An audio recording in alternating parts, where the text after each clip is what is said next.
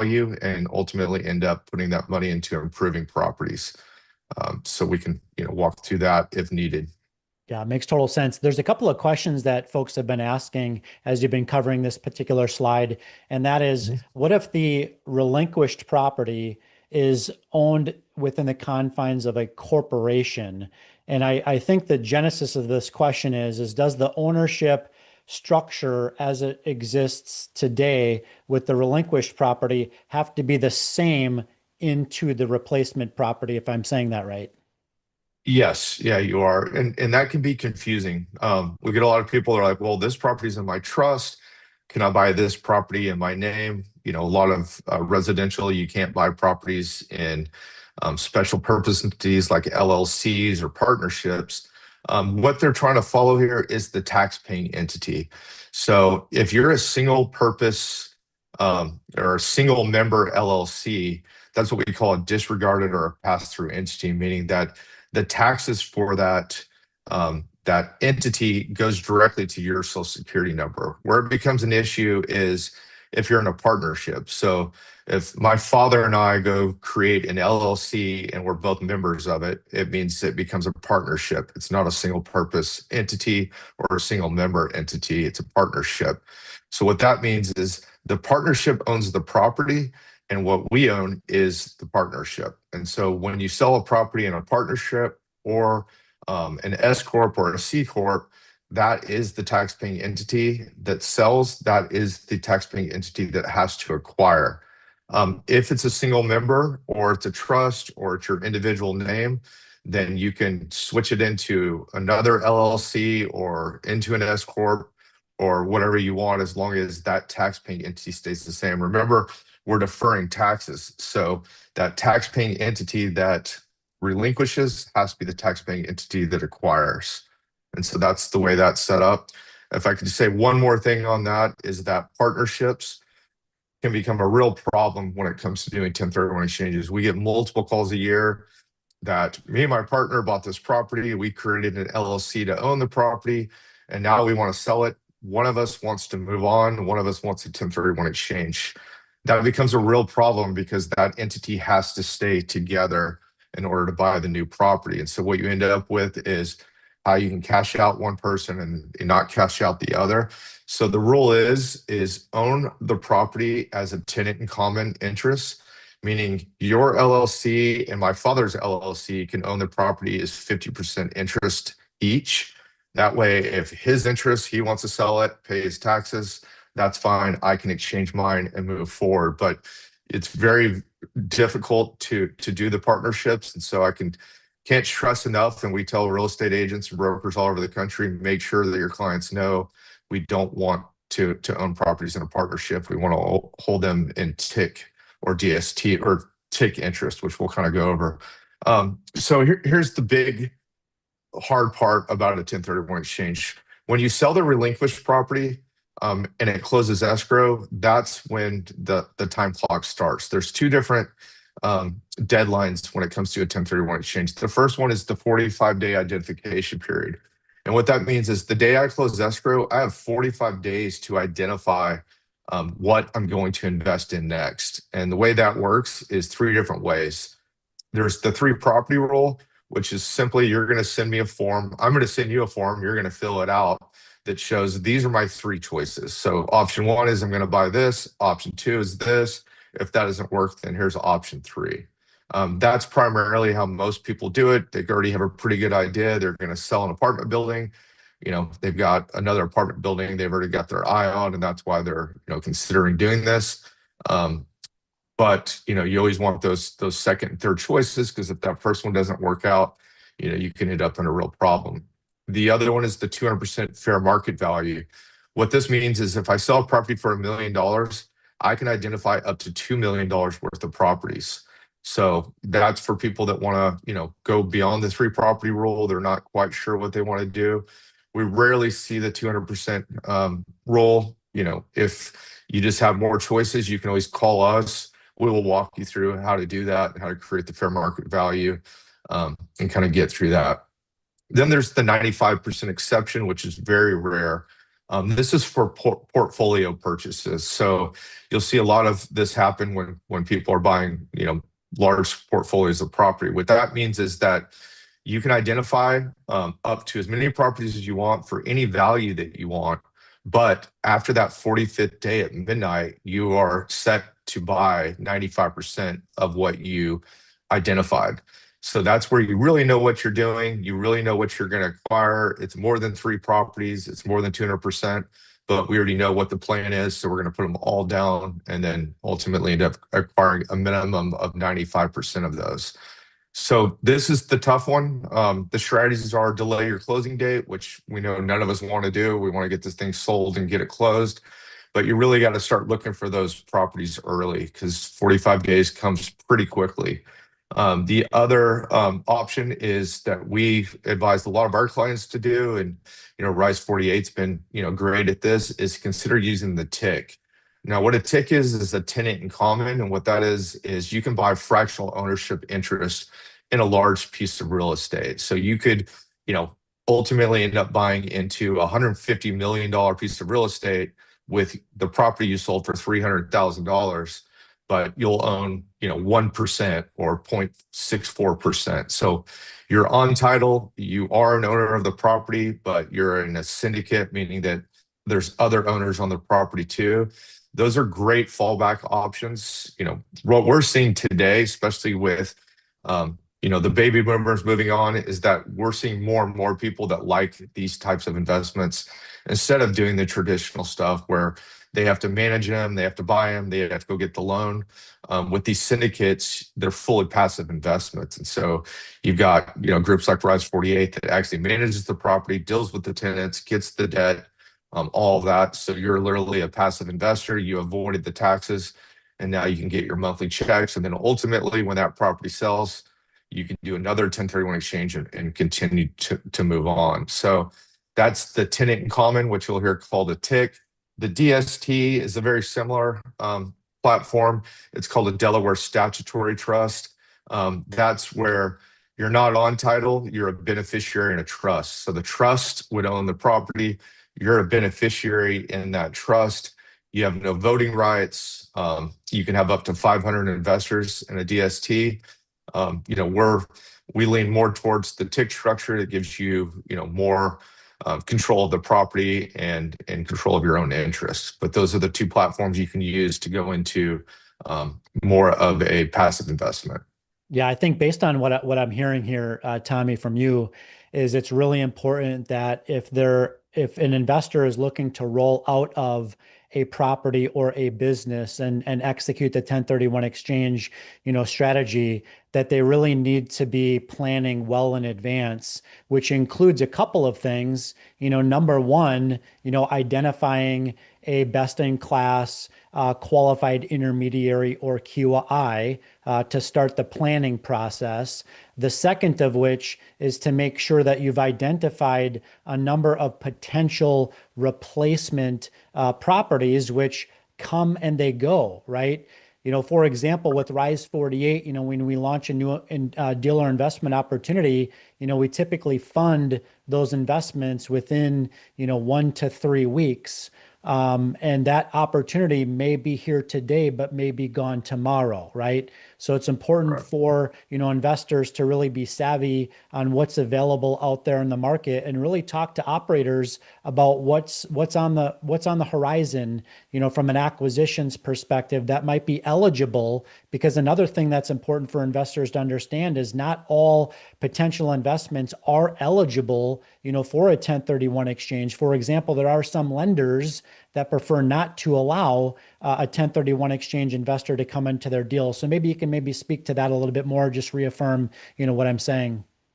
Yeah, it's, lenders, for most people, and we do a lot of seminars for lenders too to kind of walk them through this because it can be confusing. But yes, a lot of lenders, you'll have people that want to go get a loan for a primary residence, and it's going to be a 1031 exchange. So the lenders are like, well, wait, can we give them a primary loan even though this is going to be an investment property? The answer is no. I always tell people you can either commit tax fraud or mortgage fraud. So we're trying to make sure that you don't commit either one. But With lenders, it has to be for an investment or property used in a business. And so, it doesn't work with the primary loans. So we've got a lot of lenders that understand it. So, if there's ever a situation with your current lender, we're on the phone with lenders quite often, walking them through this process and showing them how it all works. So the other timeline here is the 180-day timeline. So what that means is you've got the day you sell the relinquished property, you have 45 days to identify. After that 45th day at midnight, you have to have your list done on what you're going to do. That list can't change after the 45 days. So after 45 days, you're stuck with one of those three choices, or however you identified the properties that you're considering to acquire. But you do get an additional 135 days to close. So the whole period is 180 calendar days from the day you close the relinquished property to the day that you have to acquire the new property or properties. So it's not 45 plus 180. That's the question we get a lot. It's 45 days plus an additional 135 days to close.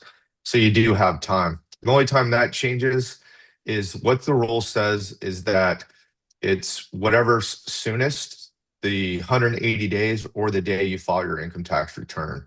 So what that means is if you sell a property between October 17th and December 31st, today, interesting enough, comes sooner than the 180 days. Simple fix there. You can file an extension.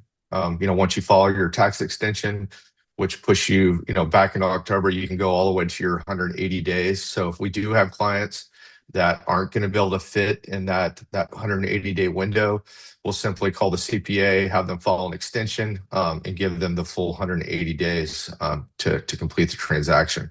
Again, it begins at the close of the sale transaction. This slide could change because it says no extensions. There has been, just over these last few years, extensions created by the federal government. If there's a natural disaster, for instance, they could push that date. That just happened with COVID. We, in California had what they called a hurricane, which I lost a couple leaves on a tree. It wasn't anything major, but because the state filed a natural disaster, they did extend that guideline. So for all intents and purposes, there's no extensions beyond the 180 days unless there's what they call a natural disaster, which is very rare. So the qualified use requirement is you must have the intent to hold for investment. So where that comes into play, we have a lot of flippers, guys that want to go buy properties, fix them up, sell them, and then 1031 exchange into their next flip. The rule says your intent must be to hold for investment, and that can be very ambiguous what that means. What we have found is that if you hold a property for 2 tax cycles and you file 2 tax returns on the property, those have generally passed the audit, but it's not in the code. So the advice here is when you're going to go buy a property and you're going to ultimately move into it, no, you're not. You're only going to buy this property and hold for investment. If you're going to buy it and intend to fix it up and flip it and sell it for profit, the answer is no, you're not. You're going to always hold it for investment. So just go into the transaction with all the paperwork and all the emails and everything with my goal here is to buy the property, hold it for investment, cash flow it, doesn't have to even cash flow. It could be vacant property that doesn't cash flow, but it can't be a property that you're making it very clear you're going to buy and flip for profit, or you're going to buy and ultimately move into it. So as long as you keep that straight, you won't have any issues. But we do get the question, well, how long until I could move into it? If I buy a second home or a home that I'm ultimately going to use for retirement, can I do that? The answer is yes, but moving into it or starting into it, you want to just make it very clear that your intent is to hold it for investment. So this works with rental and income production, investment property, or property used in a business. As I mentioned, the property required to fix up and flip doesn't count. Condo conversions, or we get developers who are going to buy a big tract of land, build a bunch of houses and try to sell it. Those don't qualify for 1031 exchange. So you really want to focus on my intent, which is to hold the property for investment. That makes total sense. Is there any requirements as it relates to, an arm's length transaction at all? I assume that, this qualifies for both active and passive investments, if I'm saying that right. Correct. Yeah, it's active, traditional. You can buy your own properties. You can do syndications like we talked about with the tenant in common, or the Delaware Statutory Trust. The arm's length is more about immediate family members.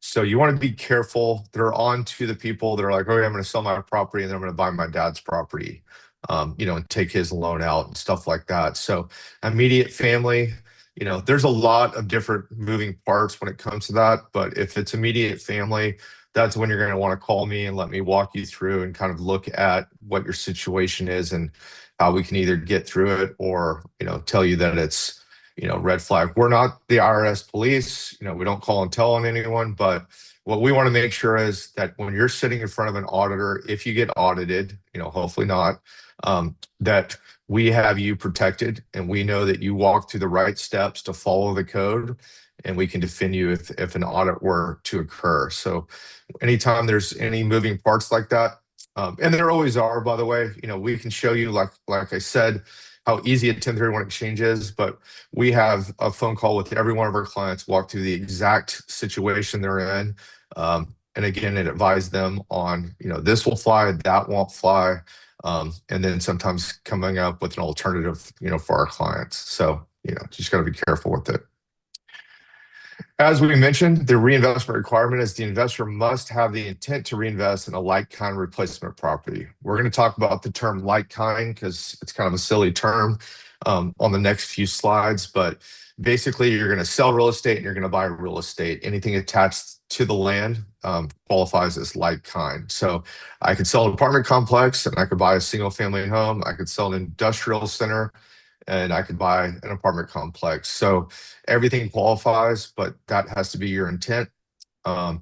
Equal or greater fair market values. So what that means is if I sell a property for $1 million, I have to buy a property for $1 million.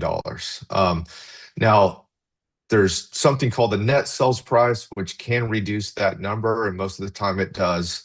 What that means is there's permissible and non-permissible expenses. So if I sell the $1 million property and I have $200,000 in commission to a broker, I have title, I have escrow, I have legal fees, you can actually reduce that $1 million down by what they call the cost of sell, which is your net sales price. I have to walk people through that. Our sales team has to walk people through what that number really is. I think for this purpose, ultimately, whatever price you sell your property for is the price you need to buy your property for. If you're finding properties that come up a little bit less than that, we can plug in the net sales price and see, what that number is. The non-permissible expenses would be anything related to your loan or taxes. So if you take your sales price and you take out all the cost, as long as it's not regarding taxes or your loan, then that's what you have to buy the replacement property for. And we're happy to walk you through that. The other thing is the investor must reinvest 100% of the equity net cash proceeds into the replacement property. So where this comes up is people sell $1 million property, they have a $500,000 loan that gets paid off. Ultimately, they end up with $500,000, not $1 million, right? So they'll call us and say, well, I only just want to buy a $500,000 property. I don't want to have to get another loan. It doesn't work that way. They know that the loan went away, and so you're ultimately getting a gain there. So that's what they call mortgage boot. So you're going to have to actually pay taxes on that $500,000 loan that you had that you did not replace. So to make this very simple, all the cash that you get out of the sale of your property must be used. And if you buy equal or greater value, the loan will take care of itself, right? Because obviously to buy equal or greater value, you're going to have to get a loan with the amount of cash you have. Now, you don't have to do that, even though you must reinvest 100%. That's to not pay any taxes. We have a lot of investors that maybe they hit a home run and they, made $1 million in cash. Well, they want to diversify. They want to put some in equities. They want to put some in the stock market. They want to put, they want to buy gold. You can take cash out of your exchange, but you will pay tax on whatever cash you take out of that exchange or whatever debt you don't replace in that exchange. So, that can be a very expensive cash out. What we tell people a lot is it's better just to complete your exchange, buy your new rental property, and then do a cash out refi for some of the cash. That refi is not taxable because you're just borrowing money against the property that you own. You're borrowing your own equity. That can cost $4,000 or $5,000 to do a cash out refi, whereas you could be giving away 20 to 30 to 40% in some cases of any cash you take out of your exchange. So you can always add more cash, so you can buy more than $1 million property, but any cash you take out of your transaction would be taxable. So keep that in mind. Yeah, no, that's great, Tommy, and I appreciate that. And hopefully people understand what Tommy's referring to here when he talks about these different debt replacement, rules. If not, definitely do please reach out to a member of the Rise 48 team or to Tommy's team directly. One question that I've been getting quite a bit here, Tommy, is as it relates to those that own small businesses, maybe franchise brands, for example, that maybe are looking to, sell or exit, right? Are Mhm. those types of businesses eligible for 1031 exchanges, or maybe is it only the real estate if in fact the business actually owns real estate?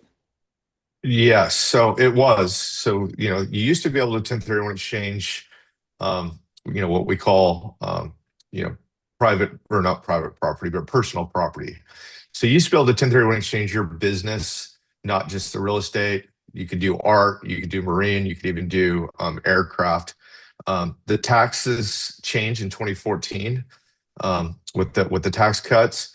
Now this is specifically for real estate. So we have a lot of instances. One of our guys, Mike Reese, who's on the call, he had a group of dentists that were selling their dental practices. So what they did is they own the buildings, they own the dental practice. We had to separate the value of the business with the value of the real estate because they could not 1031 exchange the value of the business. And so what people try to do there is they try to get the highest value when selling a business, the highest value out of the real estate, and the least value out of the business itself. And that's a way that you can, exchange as much as you can for it. But after the 2014 tax cuts, they removed businesses and personal property out of that. So this is purely for the real estate, regardless if it's your business or not. Perfect. One other question while we're here that I'd like you to comment on. Again, we're getting a lot of questions from investors that are streaming as well as on Zoom here. So I want to make sure that I get them all out there. But one question that's coming across is, what about the cash flow that the investor received over the course of the investment timeline or hold period?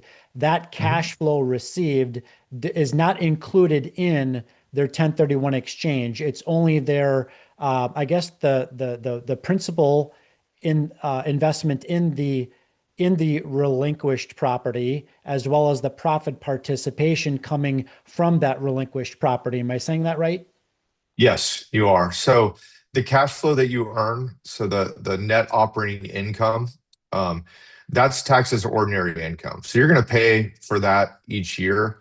Hopefully through depreciation on investment properties, like we talked about earlier, you can offset what that is, as much as you can. But the cash flow that you earn or the net operating income that you earn is taxed at ordinary income, just like your normal job would charge you. So you do again have write-offs on your property. You've got maintenance. You've got all the different stuff that you pay. So your rental income comes in. You have all your expenses that you had to pay, and then you have your net operating income. That is what's taxed, and that is what can be offset by depreciating that investment property. But that has nothing to do with the exchange. The exchange is purely bought a property for $200,000. I'm selling it for $400,000. I have a $200,000 gain. That's your capital gain tax. Nothing to do with anything prior to that. Yeah, appreciate that. And thank you for clarifying that. And just for those that are listening that are Rise 48 investors or investors in syndications, we do perform a cost segregation, study on all of our investment properties every year. And that in and of itself produces enough depreciation tax benefits to you as an investor to mitigate, the capital gains tax consequences on the passive income that you're receiving through Rise 48 investments. So hopefully that clarifies it for those that are investors with us. Yeah, it's very smart. So, cost segregation means that instead of depreciating the property over a 25 to 30-year process, they can itemize every single detail in the property and get that depreciation much quicker. None of us generally hold properties for, 30 years anymore. So to get that depreciation as quick as possible is very important and will really, relieve you have paying even that ordinary income tax. So it's great that Rise 48 does that. So this is the term that, I told you was a little bit silly because people get very confused and go, well, if I sell a multifamily, I have to buy one because that's like kind. These are all considered like kind properties. So I can sell a single family and buy a retail, industrial. I could buy vacant land. You can even buy oil and gas interest, although that can be, very difficult and very volatile. Mineral interest, so anything attached to the land. Most of you know what most of these are. The ones I do kind of want to get into quickly is a 30-plus year lease. So people do sell properties. What we're seeing a lot of is cell towers, right? So people own a property. You'll have Verizon and AT&T come out and put a cell tower, up on their property. That lease that Verizon's paying can be for 30 years. So they're going to lease that piece of property for 30 years. They can actually sell that lease and 1031 exchange it because the lease has 30 plus years on it. The IRS looks at a lease that's 30 years or more as an asset. Anything less than that, they look at as rent. So they look at it as income. So it's pretty rare. We see it again in the cell tower industry. But for all intent purposes, if you are selling a property or if you're going to, sell a property and ended up buying a property that you're not going to actually get title of the property, you're going to actually get, interest in the lease. If that lease has 30 plus years on it, it would qualify. So those are pretty special circumstances that you'll definitely want to talk to us about because there's the actual lease, then there's extensions, and then all of that. So there's a lot to look into those leases. We've already discussed the TIC and the DST, tenant in common or Delaware statutory trust. That's simply fractional property interest. So that's syndications, like we talked about. And development would work if you plan on to hold the property, develop it, rent it out. And then, what they look at with that is, did you rent it 2 out of the previous 5 years? Development, again, very touchy subject. Most of the time, I'll tell you honestly, development does not work. We've got a lot of developers who try to use it. But what we look at is development could look more like a partnership. And we don't really like to do 1031 exchanges into development. But again, if that's, the move you want to make, and if that's what your CPA is advising you to do, we're happy to walk you through, how to do that and make sure that it qualifies for 1031 exchanges. So the non-like kind properties, which obviously makes sense, is your primary residence, the property held for sale. So that's what we talked about, the flips, the development type stuff, cash, stocks, bonds, mutual funds, REITs. There is a way to exchange into REITs.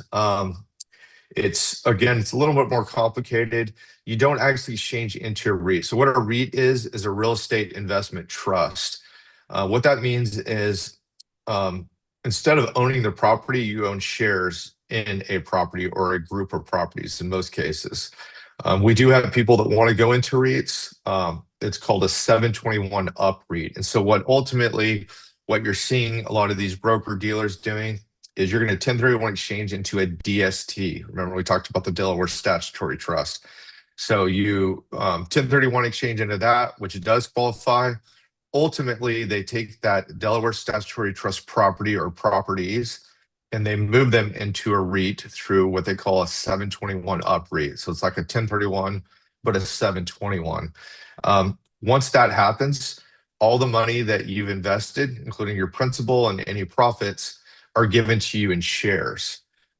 That can be good for certain exit strategies because now I have shares instead of cash, and I no longer have to exchange. I have all my principal and all my profits now in these shares. I can immediately sell my shares of up to what my basis was because that's just a return of your initial capital. So that could be a tax-free, situation. Where it doesn't make sense and where we don't highly recommend it is you can no longer exchange out of that. So all the profits that you've made over that lifetime of holding these properties and exchanging them, every time you cash out any of those shares, they will be taxable. So a REIT is kind of an end game for your wealth building tool. It's a way to get some liquidity, but then end up paying taxes, ultimately on the other side. A lot of broker dealers, a lot of financial advisors love that, because again, it goes into what they manage. I do think it's a great tool. We do a lot of them. There's a lot of great companies that do that, but keep in mind that's the end of the road when it comes to your 1031 exchange. It's best to probably continue to 1031 exchange, and then you'll end up never paying those taxes. And again, like we talked about, step up in basis at the date of death. We already talked about partnership interests. That's just simply you can't come out of partnership interest or buy into partnership interest with the 1031 exchange. You have to buy real estate. You can't buy shares in a corporation. If you just keep in mind, you sell real estate, you got to buy real estate. This will be pretty simple for you. Yeah, no, I appreciate that, Tommy. And I wanted to highlight one thing, and that is I'm really glad that you talked about the 721 UPREIT. The reason for that is because for those that are investors with Rise, today they know that we currently own, manage, and operate over $2 billion in real estate. And there may become a time in the future, depending upon where we're at in the market cycle and if it makes sense to sell, that we may be offloading, 10 to 20 properties all at once, to potentially a large institutional buyer like a private equity group or something like that. So with that type of a large transaction, we likely won't be able to find something big enough to buy, right? Right. And so that's kind of where the, 721 UPREIT, comes into place, and Rises in the process of establishing a 721 UPREIT in preparation for that potential future transaction. Yeah, and that's, I'm glad you said that. When you get to that size of portfolios, you go sell a portfolio that big, it's really hard in 45 days to go out and identify, what you're going to put all that money into. And that is the perfect exit strategy for a portfolio that size, for sure. I feel like we kind of walked through this already, so we won't get too deep. But again, a tenancy in common is a TIC. Getting co-ownership, you can have multiple investors. The rule is you can have up to 35 investors in a TIC. No bank will really go for that anymore. So they really look for, 3 to 5 investors. Then you've also got your sponsor like Rise 48, who's going to be on there with you. So, that's, again, you got voting rights, but it's a great way to get into more institutional type real estate. A lot of people look at it and go, I wonder how, I can own a large apartment building or how I can own, a shopping center.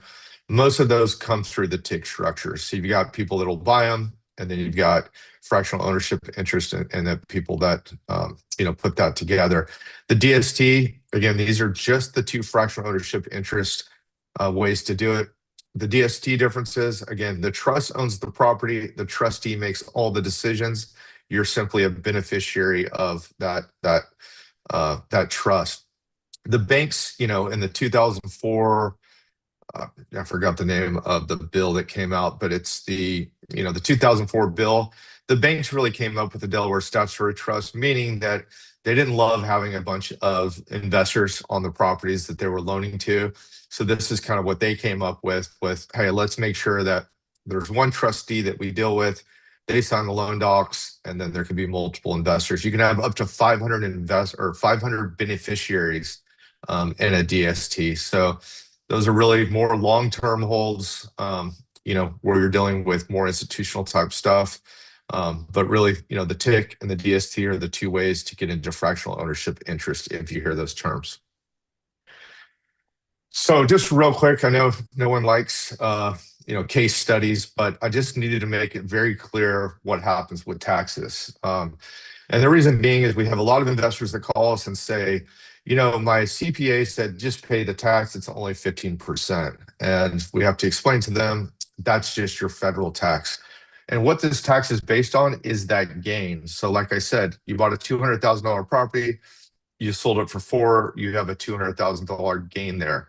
So in this case, you'd pay 15% on that 200,000.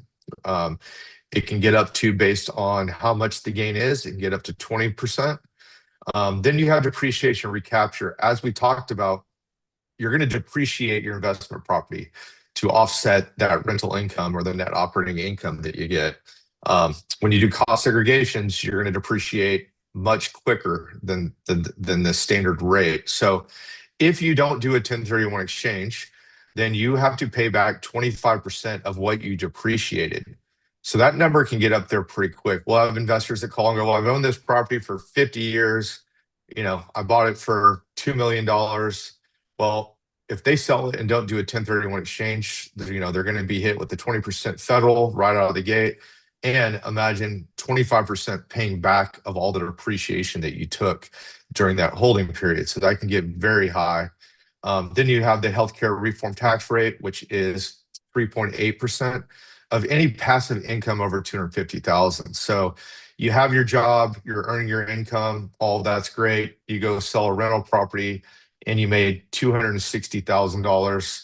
That's when the 3.8% can kick in, because anything over $250,000 in passive income, even if you sold some stocks and bonds and gold and all that other stuff, that's all your passive income. So as that passive income reaches over the $250,000 mark, that's when the 3.8% gets kicked in.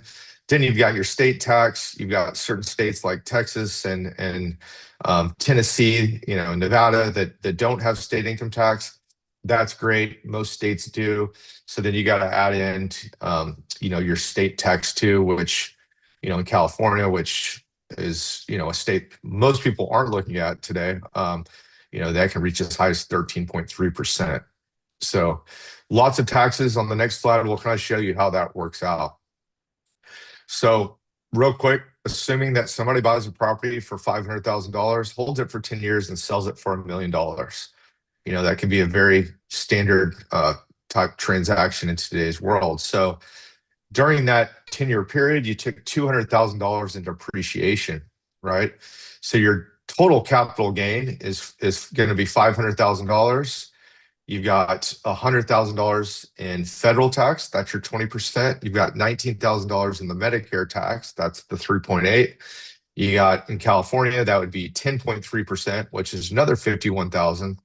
And 25% of what you depreciated is another $50,000 in tax. And that's the one that a lot of people miss. And they go, well, I didn't even make any money. Yeah, well, you depreciate it. You still owe taxes, even if you didn't make a gain. So ultimately, that $500,000 you would have made is now down to $279,500, which means you lost 44% of what you made on that property that you held for 10 years by not doing a 1031 exchange. So if we go to the next slide, I'll show you, if you do a 1031 exchange, how that really can affect you. So just to make this very simple, you did a 1031 exchange, and let's start here on the bottom. So, well, let's start at the top, actually. You didn't do a 1031 exchange. Remember, you had $279,000 left over. You go get a loan for 50%. So now you can go buy a $558,000 property. Let's assume that your gross scheduled income on your $558,000 property is $55,800 a year. So great, you made $279,000, you paid a bunch in taxes, now you're making $55,000 a year. Not a horrible deal. Now, if you would have used a 1031 exchange, you get all $500,000 that you had instead of giving any away in taxes. you'll get the same 50% loan. So now you're buying $1 million property instead of a $558,000 property. And at that same 10% gross scheduled income, you're making $100,000 a year. So the issue here is you're losing significant money. So it's not just about not paying taxes. It's about continuing to have your money work for you and continuing to build your wealth. And so that's the key to this. It's not just how do I get out of taxes? It's how do I continue to build my income and not give away money to, what we call the worst charity on earth, the IRS. If you want to give it away to, the charity on, whatever you choose to do. So Yeah, it's really the seventh wonder of the world, and that's compounding, right? And one thing you didn't mention, but it's very obvious here, and that is you're really using the IRS's money to produce an additional return for yourself. Am I saying that right? 100%. Yep. Yeah. Yep. They gave us this gift, and it's important to use it as much as you can. There's not a lot of gifts that the tax people give us. So, what I say is if you're planning on using the money to buy real estate, there's no reason not to use this. And, Jeremy and I were talking yesterday, when does it not make sense to do it? Well, it doesn't make sense to do it if you've got, massive debts that you need to take care of. There's no point in rolling money into real estate when, you're paying high interest rates on credit cards and stuff like that. If, you don't have a massive amount of gain and you can take that money and kind of stop the cycle, that's very rare that it happens. But again, if you call us, we're advisors, and you're not going to hear this from a lot of other exchange companies, but we have been in several meetings where it's like, this doesn't really make sense. Like sometimes it doesn't make sense to sell the property. You're earning a great income. You've got plenty of depreciation left over. You've got plenty of, maintenance that's not necessary. So it really doesn't make sense to sell this property at this point because there's not a lot of things you can move into, in that case. But, for the most part, it makes sense. But, it's always important to call us, and we'll be the first to tell you, how this makes sense. So, our fee is, generally it's $9.95 to do an exchange. So it's really not, for us, it creates no value for us to tell you to sell a property and do an exchange if it doesn't really make sense, because all it's going to happen, you're going to get your CPA and they're going to go, why did you do this? And why did you do an exchange? And then, we're going to look bad. So we'll always advise you on the right thing to do to help you and your family and to build wealth. One more quick thing about us. So again, we're Investors 1031 Exchange. We're in all 50 states. We've got offices in New York, Dallas, LA, San Francisco, Seattle now, which is our newest office. So we're everywhere, but we handle exchanges not only nationally, but even internationally that we didn't really talk about, but you can do foreign exchanges too. But that's a whole different thing. Our big thing is to be a partnership with you guys. So we don't just, hold your money and advise you on taxes. What we're there for is to walk you through the process, show you, guys like Rise 48 and Jeremy, who we do good business with, and we really want to be your partner with your investment. We call ourselves advisors. We don't call ourselves, a QI or an accommodator. The other thing that we do is we help people sell properties. If you're trying to sell a property and you want to, put it in front of our group, we have a deal room on our website. So you can actually, if you're a broker or if you're, a principal on a property and you're like, you know what, I want to see what's going to happen with my property. I want to see if anybody invites on it. We have over 40,000 investors we've worked with or done exchanges with. So an added value that we don't charge for is we'll take those deals, upload them into our deal room, and give our investors an opportunity to see, what's out there. So a lot of times we can move properties for you like that, and then, get you over to, your next investment. So that's kind of what we talked about with the deal room. So again, our headquarters are here in Solana Beach, which is in San Diego. I'm originally from Texas, so spent a lot of time there. Utah is another one of our offices, but we can handle your transaction everywhere. I appreciate the time today. One last thing is we did write a complete guide to 1031 exchanges through Jeremy. If you guys want a copy of that, we can actually get you, a copy of of our guidebook that'll kind of go through all the details that we just talked about today. So Yeah, sounds appreciate the good. time and Yeah. appreciate you, Jeremy. Thanks for setting Yeah. this up. Yeah, of course. And if you don't mind sticking around for just a couple more minutes, I've got kind of a few other questions that are circling in here. One question that Edward asks is, are you a qualified intermediary? And the answer to that is yes. Tommy Hinson and his firm, Investors 1031 Exchange, they are a qualified intermediary or QI. Another question that we kind of addressed this a little bit already, I think, but maybe we can restate it. And that is, when is the right time to engage a qualified intermediary for a 1031 exchange? I know I kind of gave my, 2 cents on that topic, but Tommy, maybe if you're going to want to weigh in there as well, that'd be great. Yeah, no, that's a great question. And I should probably add that to the presentation. Once you get into escrow on the property that you're going to sell, so we can talk about it if you're considering selling. No reason not to connect with me, and I can kind of walk you through what the process is. But where we need to be engaged is the second the property goes under contract, and then it goes to the attorney, title company, or escrow company. That's when those groups start to create paperwork, and we're going to have some information that we need to get from them and provide them so that they don't have to redo that paperwork. So, you don't have to get in contact with your QI or your accommodator prior to being in escrow.